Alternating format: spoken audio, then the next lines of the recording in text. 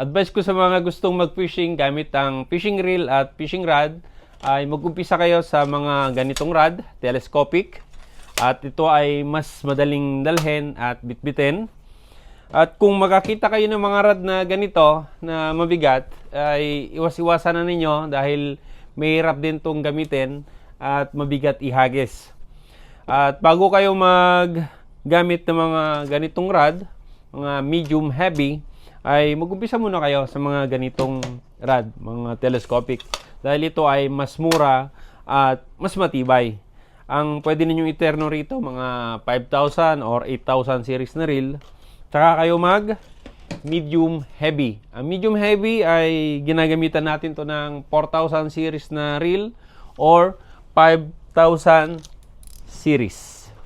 Sa pagbuo naman ng ating setup ay mag-base tayo sa kung ano yung kaya muna nating budget. Kung kaya naman natin bumili ng quality or magandang klase ng mga gamit, ay dumiretso na kayo dun para hindi masayang yung pera ninyo. Pero sabi ko nga, kung kayo ay totally baguhan at hindi pa ninyo kabisado at hindi pa ninyo alam ang gumamit ng mga rod at reel, doon muna kayo sa mumurahin. Kasi pagka punta kayo kaagad sa top of the line o yung mga mamahalin at pag nasira nyo yan, manghihinayang lang kayo at baka hindi na kayo magtuloy sa sports na fishing. Ano ba yung una nating susubukan na klase or technique sa pangingisda kung gagamit tayo ng reel at rod? Mas maganda mag-umpisa tayo sa bait and weight or yung bottom fishing.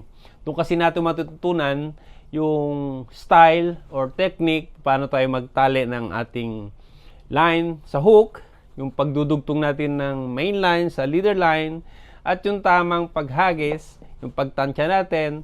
Doon natin masusubukan yung mga klase ng hagis natin kung gaano kalayo. At doon din natin mapapractice yung tamang pag-retrieve at paggamit ng ating reel.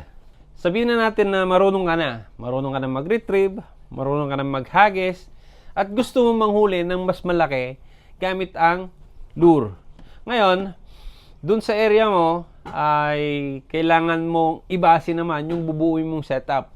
Pero mas advisable kasi talaga kung galing ka sa bait and weight at gusto mong gumamit ng lure at reel, rod, mas maganda gumamit ng medium or medium heavy. Dahil yung tali na gagamitin natin dito ay mas makapal at mas madaling itali. At doon tayo magpa-practice papunta sa medium, light, hanggang sa ultra light at extra ultra light, or hanggang gusto mo mag-aging.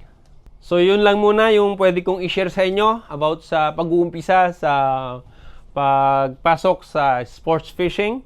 At kung may mga katanungan kayo at may gusto pa kayong malaman, ay mag-comment lang kayo sa comment section ng video na to para pag ating nabasa ay pwede nating gawan ng video at explanation.